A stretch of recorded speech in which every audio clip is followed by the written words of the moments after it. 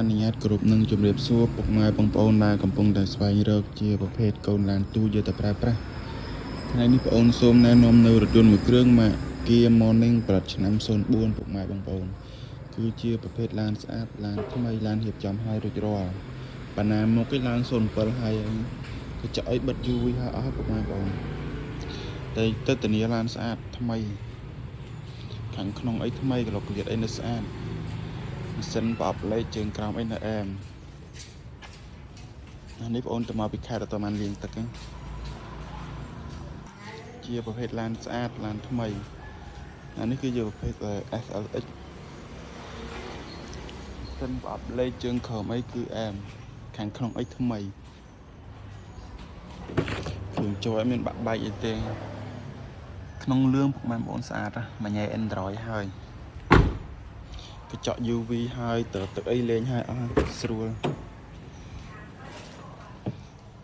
ថ្មីមួយគ្រឿងនេះ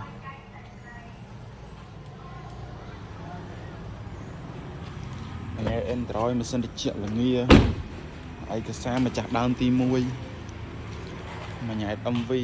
ពុនផ្លូវអីឈៀកអីមានម៉ាសេតគ្រប់និយាយទៅឡានរៀបចំរួចរាល់ប្រកលៀកម៉ាស៊ីនអីថ្មីម៉ាស៊ីនត្រជាក់ល្ងាប្រអប់លេខអីរត់ស្រួលអត់មានកន្ធាក់មានកធ្វើអីទេចូលលេខស្រួលប្រព័ន្ធភ្លើងអីគឺនៅដំណើរការល្អទាំងអស់ប្រព័ន្ធភ្លើង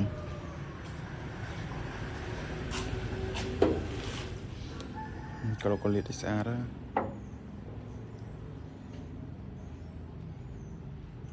៉ាស៊ីនអីឆេះស្រួលម៉ាស៊ីនស្ងាត់ឈឹងបណ្ណាមកគេ07ហើយជាស្រេចនិយាយទៅឡាននេះនិយាយទៅពុកម៉ែបងប្អូនអត់មានធ្វើអីទេនិយាយទៅចាក់សាំងជីតែម្ដង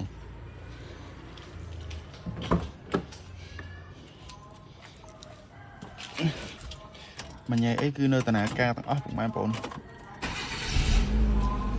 ញ៉ែ Android គឺនៅដើរទាំងអស់ប្រព័ន្ធភ្លើងម៉ាស៊ីនប្រអប់លេខគឺនៅអែមសិនជាល្ងាសោតេឡេរួចរាល់សោតេឡេហើយទឹកបាញ់កញ្ចក់អីគឺនៅដំណើរការអស់ណា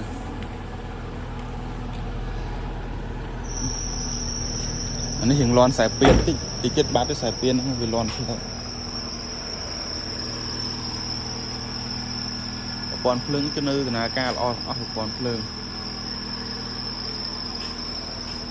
និយាយទៅឡានមួយស្អីគឺអូនឆែកឲ្យអស់ហើយបានយកដាក់ឡាយលក់អញ្ចឹងណាប្រព័ន្ធភ្លើងអីគឺនៅដំណើរការល្អអស់